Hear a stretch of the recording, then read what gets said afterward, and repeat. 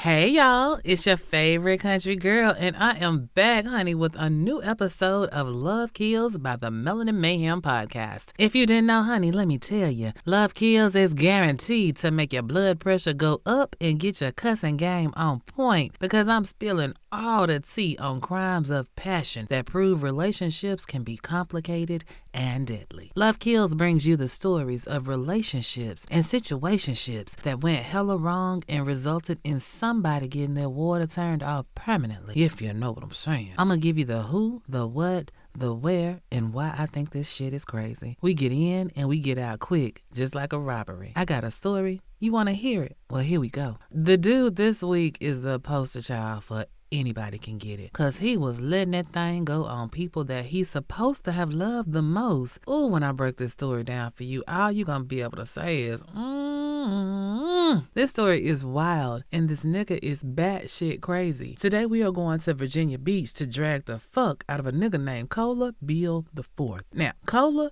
showed up in full force in 2022. Prior to that, I also know that he wasn't an angel by any stretch of the imagination. This puss-ass nigga had a pretty distinct criminal record that included going on the Virginia Sex Offender Registry in 2018 after being convicted of sexual battery of a minor on March 27th of 2018.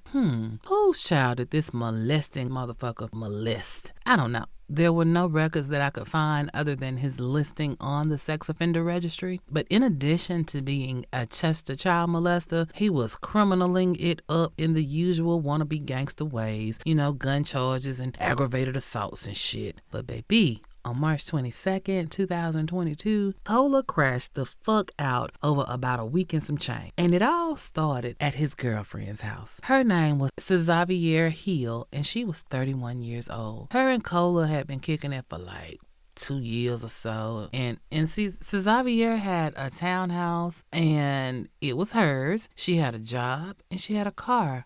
In other words, she had business by herself. And apparently her mama and them thought that she could do much better than Cola. And as a whole ass mama myself, I really felt this part of the story, because I know how I have told both of my kids when they were dealing with somebody that just wasn't up to the standards that I felt needed to be up to, right? And Cola's broke ass, no job having ass, no prospect having ass, he would have been high on my list of this nigga ain't shit for my daughter, right? And baby, you standing on business, and this nigga ain't bringing shit to the table, so why are you wasting your time? You know what I'm saying? Real parenting shit. We see the red flags that our children are blinded by. Well, on this particular day, March 22nd, Cola was pissed about how Xavier's mama and them felt, and of course he was in his feelings like a fuckboy talking about how her mama and them needed to stay out their business. Nigga, you ain't got no business. First, you gotta get some business for somebody to stay out of. Now, Xavier got a Ring doorbell cam, right? And you can see the two of them walking into her spot around lunchtime on the 22nd. But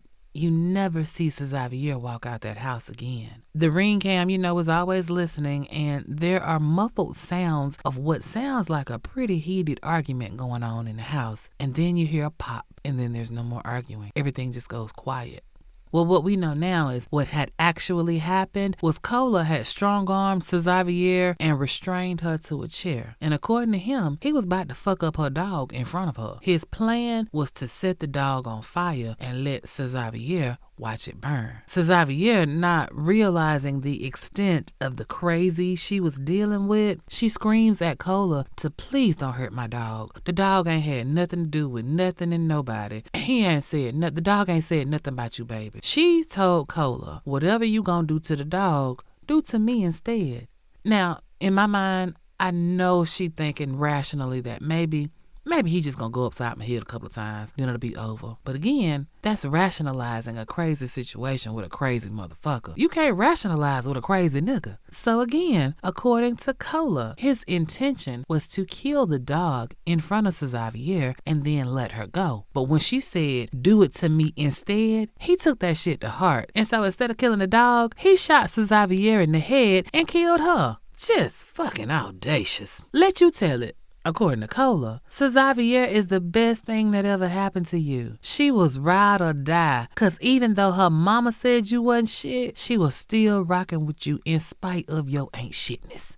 And now you done killed her and got the nerve to be mad. And then, in some even more fucked up fuckboy moves, he takes Xavier's phone and texts her mama like he's her. Ooh, that's low down and dirty. But it also show you ain't crazy. You just evil. And as if that wasn't bad enough, this crazy nigga compounds the situation and makes it even worse. So he leaves Xavier's house and hooks up with his cousin, a dude named Downing McLean.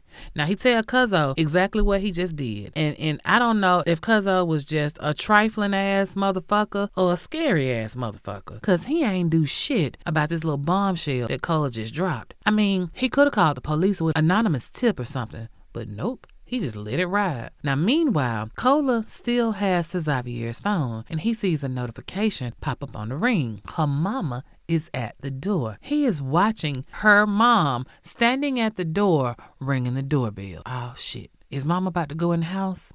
Nope. She just rung the bell, and when her daughter didn't answer, she just left. She's probably thinking, I'll talk to her later. Not knowing that her child was dead just a few feet away. Ooh, sweet Jesus be a fence, honey. Well, the next day, March 23rd, this puss-ass nigga is back on his bullshit. This time, Cola goes to his stepdaddy's house. Now, stepdaddy is named Clifton Baxter, and he lived like 1.5 miles down the road from Xavier's house. Now, Mr. Baxter is 73 years old. He's a Vietnam vet, and from what I could tell, he's an all-around stand-up dude. This man used to fuck around with Cola's mama back in the day, and he stepped up and played stepdaddy to Cola and remained in his life even after him and Cola's mama broke up. I mean, that's a good dude. Like, on Cola's previous court paperwork, the address that's listed for him is Mr. Baxter's house. I mean, it's men that don't stand in the gap for their actual biological children, and here this man is taking one for the team and doing what need to be done. Now, neighbors say that they would see Cola off and on over the years because Mr. Baxter has been in his house for decades. He was the type that would cut the grass and move the Kirby for a sick neighbor. You know what I'm saying? He looked out for the neighborhood kids. We're talking like just a really good dude. A senior citizen dude, because remember, he is 73 years old and he is fighting late stage cancer. Do y'all know this trifling nigga Cola goes to his stepdaddy's house, lets himself in because Mr. Baxter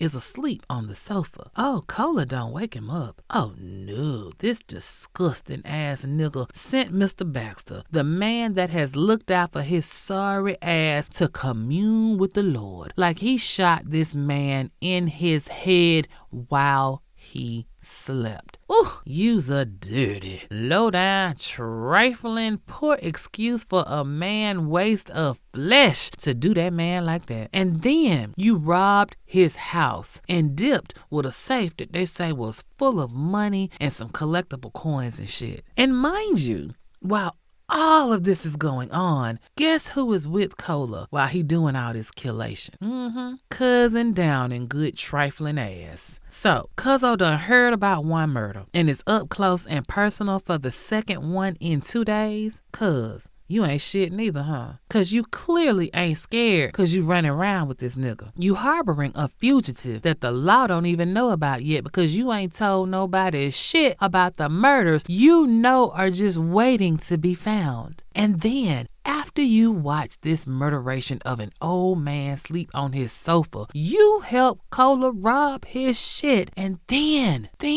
you go back with Cola to Xavier's house and rob her place of anything of value. You's a dog-ass nigga just like your cousin. But you see, you should have been thinking about how crazy your cousin was. And if he'll kill his girl and the only man he knew as daddy, he might turn on your ass too.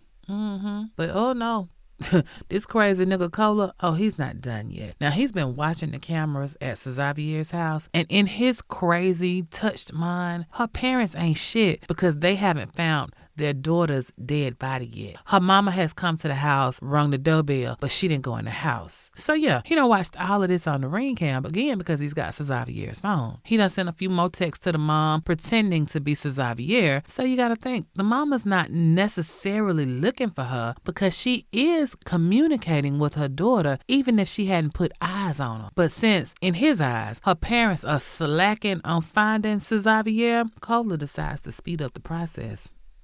Watch this shit. Now, it's March 24th, 2022. Cola goes back to Xavier's house. She's still bound to a chair. Deader than a motherfucker. Now, mind you, the dog has been in the crate since he left the first time. No water, no food for 2 days. This nigga Cola goes into Xavier's house with a gas can and he drenches the place with gas, including the dog's kennel. The dog's name is Prince. Prince is still alive. Hungry and thirsty, but still alive. Do y'all know this motherfucker set Xavier's house on fire? Just diabolical. Now, mind you, the ring cam is picking up all this shit of you coming in and going out of this woman's house, right? So you set the house on fire and then you run out and you get into Xavier's car and you drive it a little ways down the street. You get out, pour some gasoline on her car, and set it on fire too. Niggas that ain't got shit be quick to fuck up somebody else's shit. Y'all ever notice that? So, of course, Xavier's in a townhouse. She's got neighbors, and somebody calls 911 to report the fire. The fire department gets there, they put the fire out, and when they go inside, they see Xavier's body and the dog crispity crunchity up in that bitch. They see that Xavier is bound to a chair and she got a bullet hole in her head. So they quickly call in the boys in blue because we got ourselves a homicide and a dogicide over here. The police come, and as they are en route, they get the call about Xavier's burning car. This time, they get to the house, they see put 2 and 2 together. Now it's time to look at the ring camera footage. Well, a day later, a family member of Mr. Baxter calls police and requests a welfare check because they haven't been able to get in touch with Mr. Baxter. And that's not like him. He's got family, he's got siblings or whatever, and they are worried because they always talk to their brother, right? So, without them being able to get in contact with him, they worried like hell. So the police, they go and they check Mr. Baxter's house and they find him dead on the sofa. And so the family is notified, and of course they distraught because Mr. Baxter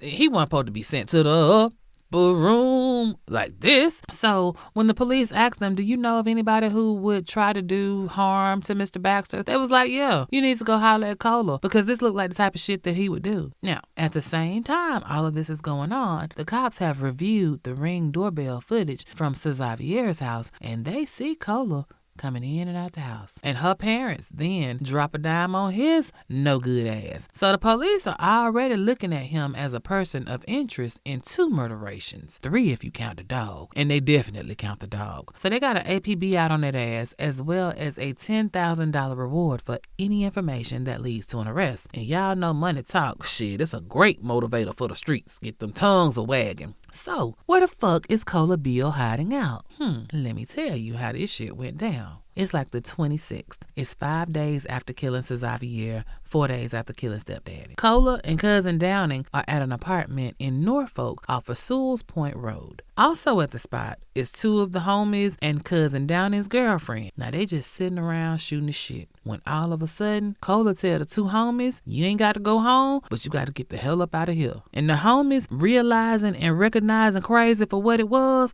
oh baby, they exited expeditiously because they didn't want none of that cray-cray smoke. So now it's just Cola, Cuzzo, and Cuzzo girlfriend. Well, Cola paranoid now and he feel like Cuzzo is running his mouth just a little too much. So he take that same pistol that he been letting ride on everybody and put 2 in cousin Downing because now he's a liability. And I mean, getting shot anywhere is fucked up. But this nigga Cola was very disrespectful in how he took out Cuz. Baby, he shot Downing once in the mouth. Old talking ass nigga. And that shot spun Cuzzo around. And then Cola shot him in the back. Like, ooh. But again, I ain't really got too much sympathy for Cuzzo because you ain't said shit about all of the shit that you know. And while you sitting around here bragging and shit, talking too much, you live by the sword, you die by the sword. Well, girlfriend, Cuzzo's girlfriend, oh baby, she shooketh. She know this nigga is cuckoo for Cocoa Puffs, and she not trying to be victim number 4. Cola ends up taking her as a hostage. In some kind of way, they end up in an Airbnb. Now, what happens next is not really clear. I don't know if Cuzzo's girlfriend was able to call 911 or text somebody. I don't know if her ass sent up the bat signal. All I know is she is not harmed, and the SWAT comes to get Cola's ass. Oh, yes, honey, right there in that Airbnb. They arrest Cola as he is getting out of the shower in an Airbnb in Hampton, Virginia on March 30th. Now, Cola is on one, and he is saying all kinds of reckless shit like, I did it, and I do it again. Fuck him. Just disrespectful and defiant defiant, like somebody has done him wrong. He telling police that, Xavier is the only person that could keep me level. She is the only one that could keep me sane. And when she was gone, it felt like his whole world was gone. This nigga says, I snapped, and that was it. No, sir. You don't snap after you kill somebody. The snapping is supposed to happen before you kill. Clearly, you don't watch no true crime, nothing. This nigga then goes on to say that when Xavier said, do it to me instead, that when she said that, it let him know that she was ready to go. Ready to go? That's some nasty work right there. She wasn't ready to go nowhere. And then you now starting to blame her death on her mama. He talking about, I didn't just wake up and say, I'm gonna kill my girlfriend. It was outsiders that was trying to orchestrate her moving away from me. So you decide to remove her permanently? Like, what the fuck kind of sense did that make? Ooh, child, the crazy of it all. They like, sir, can you tell us why you got all this aggression and animosity in your heart? And this trifling ass nigga say that he mad by some of everything. He say he lost his job at the restaurant because them crackers ain't shit. And then he mad because he got convicted years ago on a sex crime that he claimed he ain't do. He mad because his probation officer is fucking with him. He mad because Xavier mama and daddy won't stay out his relationship. He mad because his cousin talk too much. Shit, at this point, he mad because the sky is blue. Like blaming everybody and everything but himself for the bullshit that he created. Was he remorseful, Nay? Nope. Not one bit. He literally said he had no remorse. What's done is done. And then he hit him with, if y'all hadn't caught me, I would have killed a lot more people. But I can't get to them now. It was all the people that did me wrong. People who deserved it. That's a direct quote. Nigga. Now he done copped to it all. I'm talking about all the shit with the police. He is arraigned on April 1st. But this ain't no April Fool's, honey. This nigga did a virtual appearance. And y'all, it tickled me so bad. The judge name was Paul David Murillo. Now, Judge Murillo was worried that Cola was going to be cray-cray and say that he wanted to represent himself. So he got a public defender on standby because we not finna play these games with this nigga. So they start the arraignment and they beam Cola's crazy ass in. Y'all, why is this nigga peeking through the little slot? You know, the little slot that they slide the trays through. Instead of him just standing up and looking, he trying to look through the goddamn slot. Like, what the fuck is going on here? Sir, why are you peeking? Make it make sense. Just crazy. So Judge Murillo was like, hey, you want a public defender? And Cola was like, yeah, sure. That's cool. I'll take one. And so the judge ready to get on up out of here. So he set a date for June the 2nd of 2022 for a preliminary hearing. Now, a few days later, some news outlets in the area, they hit Cola up and asked him, do he want to keep talking? And Cola was like, yeah, shit, I got some more shit I want to say. So the Virginian Pilot and a couple of more local outlets, they went down to the jail and they let Cola say all the bullshit that he wanted to say. And baby, when I say that this nigga had a lot to say, he had a lot to say. I'm just going to play you a little snippet of what Cola had to say. The dog died in the fire. But I let the dog live because that's what she told me to do. She said, look, don't hurt him. I was going to set him on fire. She said, don't hurt him. He had nothing to do with this. This is all my fault. This is me. She said it was her fault because she let her mom come in and kind of mess with her head. I said, look, man, I said, so that's how you feel. She was like, look, whatever you're going to do to him, do it to me. So that's when I shot her in the head. Set that on fire, set the car on fire. I even ran through the fire trying to get out. I almost got locked into the fire. She already was ready to go. Like, she went out fight. She was ready to go. She was like, nah, I'll take that. So I left the dog alive, but then I came back to the house and set it on fire, and then I watched the dog burn alive. Baby, crazy.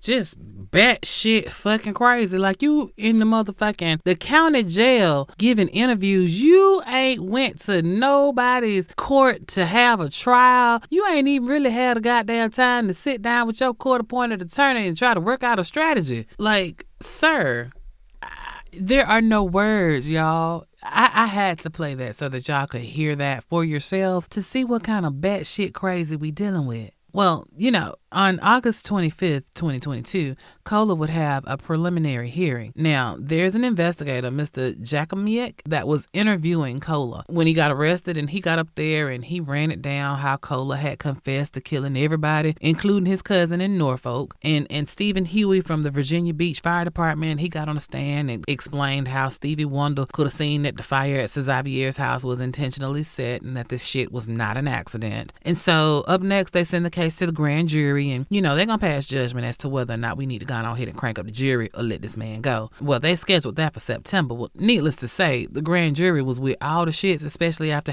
having already seen Cola on the news talking all of this shit that he's done. So they was ready to take this thing to trial. But even though Cola is admitting to everything that he has done, the wheels of justice are slow. I mean, super slow. Even when a motherfucker confesses and holds a news conference proclaiming his guilt live at 5, it wouldn't be until March 18th of 2024 that Cola would actually stand trial for the first time for the murder of Xavier and Mr. Baxter. Now, the trial was a quick one. I mean, this crash out king had already confessed to everybody and Black Jesus. This was really just a formality because he going down. Ain't no doubt about that shit. This trial in Virginia Beach took all of 2 days from start to finish. The case went to the jury on March the 20th, and the jury had heard enough. It took them an hour before they found his ass guilty for 2 aggravated murder charges, 2 counts of arson, 1 count of abduction, 2 counts of using a gun to commit murder, and 1 count of killing a companion animal. Now, Noir Nation, I need y'all to understand that 1, there wasn't a soul in the house at court for this motherfucker. Not a distant cousin, not a mama, not a daddy, not a sibling, not a friend, nobody. You's all alone. And 2, this nigga didn't flinch not one time when that guilty rang out in the courtroom. But I'm gonna say the nigga was in his feelings a little bit though, because he might not have flinched, he might not have said nothing right then and there, but instead of just sitting there quietly and reflecting on the choices that got him being sent on the river, maybe even being a bit remorseful. That was too much like right. And this good, audacious, punk ass motherfucker is not finna sit here and do the right thing. So, after the verdict is read out, the lawyers, they gotta talk and get some shit on the calendar for what the next phase of the justice system happens, right? We're talking about the sentencing phase. So the lawyers are doing what they do, after the verdict has been read, trying to figure out the date for the sentencing and whatnot. And while his court-appointed attorney, Trevor Robinson, was doing his let me try to save this nigga shit, do y'all know that this diabolical motherfucker had the absolute nerve and gall to say out loud and very disrespectfully, "Hey, can we get this bullshit over with?"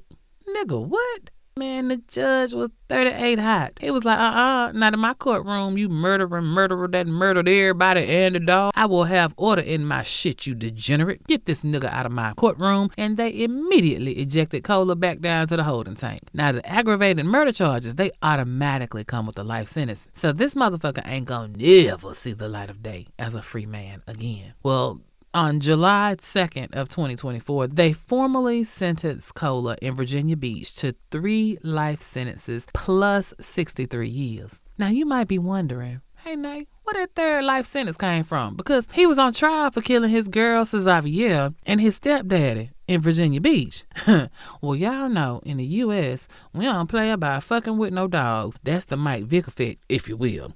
Cola caught a life sentence for fucking that dog up. I mean, Vic just financed the fight. This nigga burned a dog alive. They throwed the book at his ass, literally, for that shit. You can't be out here killing dogs and shit, man. The envelopians draw a line, a real big line in the sand about that. Oh, no. So Cola is off to be state property for the state of Virginia, but he's still not done with all his courtroom appearances just yet because he still got to answer for killing Cuz in Norfolk. That's a different jurisdiction. So he goes to trial for that business on May 21st, 2024. And just like the first trial, it didn't take long to put this one to bed either. 2 days. The prosecution was like, hey, you see what he did at Virginia Beach a couple of days before he did it to his people? He killed Mr. McLean because his cousin knew too much. Now remember, the nigga did a confession in a press tour, so it really wasn't much his public defender could do. So he just went with, it was a heat of passion killing. It wasn't premeditated, so let's just call it manslaughter and be on with our day. No. The jury deliberated for almost 2 hours this time. I'm assuming that they were waiting on a lunch order to come in because everybody knew this motherfucker was guilty. And they did indeed find him guilty of first-degree murder and using a gun in the commission of a felony. The judge was like, bet, we'll make it official in August. And on August 23rd, 2024, this nigga catches another life sentence, this time in Norfolk for killing his cousin Downey McLean. Now this nigga got 4 life sentences, as well as an additional 5 years sprinkled on top for using a firearm. Baby, this time his ass ain't had nothing to say to nobody. No slick talk. You just sitting there quietly like you should have done all along.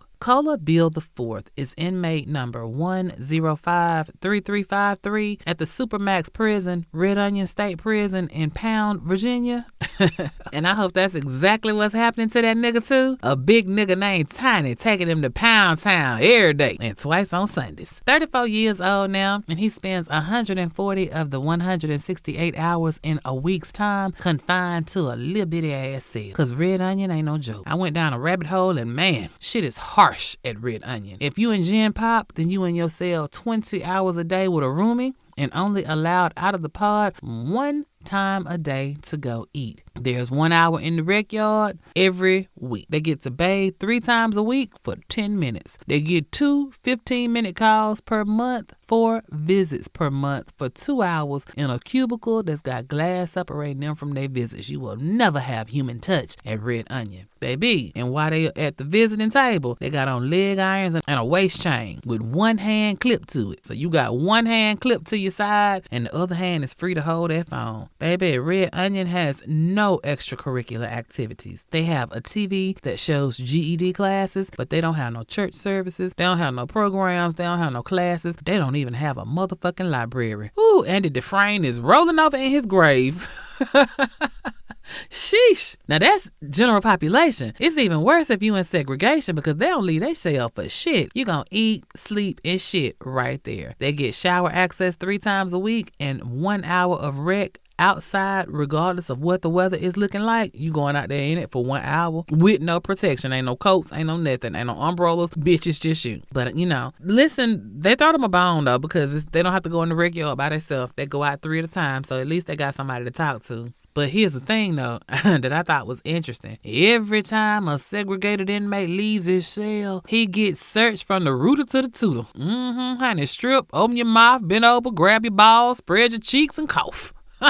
Every time you leave your motherfucking cell. I'm sorry, fucking, I'm gonna just stay in. And they don't even go to the infirmary. A nurse walks by every day, and if he or she says that you need medical attention, then the doctor comes to your cell. This is what prison should be, and it's exactly what your puss ass, trifling ass, dirty ass deserves. May you suffer from ingrown toenails that get infected for the rest of your miserable life. I hope that you have irritable bowel syndrome that keeps you shitty day in and day out, as well as a prolapsed anus from all the dick they put in your ass. And that, Noir Nation, was the story of a nigga that should have been swallowed, Cola Beale. Ooh, child. What a disgusting, trifling, audacious, stinking ass bastard. Like, if you get the chance to look up his interviews, do so. They are wild. If there was ever a representation of evil incarnate walking the earth, this motherfucker is he. Now, we don't victim blame here, but Lord, how I wish Xavier would not have given this nigga the time of day. But our good sis is a cautionary tale on how it is a good idea to run a nigga name through the sex offender registry. Do it for the state y'all live in currently, as well as wherever the fuck he claim he from. Run it through all 50 states. You never know, niggas lie, because he was on the registry. But I have to assume that Xavier was not aware. Or maybe she did know and she felt like he was a changed man. Or he ran some bullshit line like how he was railroaded or some shit. Y'all know, we have touched on mental illness issues in the world, and while I don't know if Cola Beale had a real issue or he was just evil, but you gotta think something was not firing on all systems for him. I mean, the nigga was out here acting a fool while he was being interrogated. One minute he yelling and hollering about how the world is against him, and the next minute he cool as a cucumber talking about how he just disconnected 3 people and a dog. Not just any 3 people either, but we talking about cutting off your nose to spite your face. I mean, his girl was going against her parents and staying down. So what you do? Kill her. You know, your stepdaddy wasn't really your stepdaddy because him and your mama, whose name we don't know, they weren't even married. He was just knocking her down a little bit. being a Mr. Charles. And even though he didn't have to, he looked out for you even after he stopped getting the nookie from your mama. And what you do? You kill him in his sleep and rob him.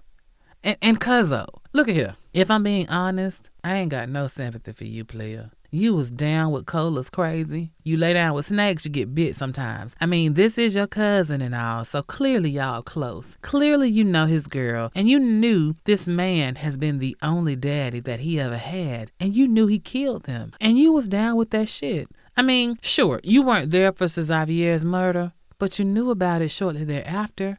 You didn't call the authorities, and you were with Cola when he went up in his stepdaddy's house and killed him, and then you helped him rob the place. So instead of trying to talk him out of doing the fuckery, you was with all the shits. And for that, you ain't shit. You went to Xavier's house and helped him rob the place, and you knew her body was in there dead, decomposing. That's disrespectful as fuck. You kicked it with this nigga hard. And in my book, you was just as guilty, if not more so. Because at any point, you could have dropped a dime on your puss-ass cousin, but you didn't, because you's a fuck nigga too. And so I hope you getting a pitchfork in the ass every day in hell too. Deal with it.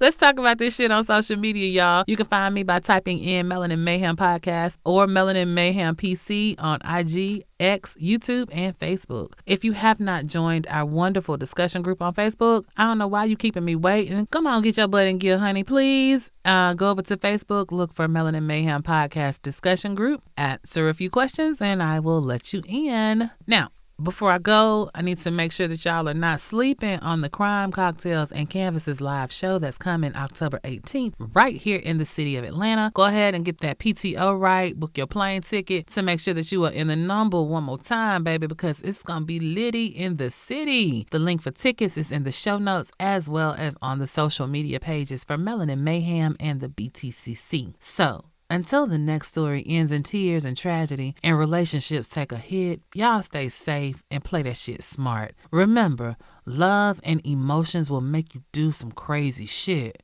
But don't get caught up and fuck around and be on an episode of Love Kills. Now, I will see you again in 2 Fridays for our next Love Kill situation. But every Wednesday, you can get your weekly dose of Melanin Mayhem. Thank you so much for your streams. And the country girl is out of here. Mwah. Woo-wee, Nana, you did that.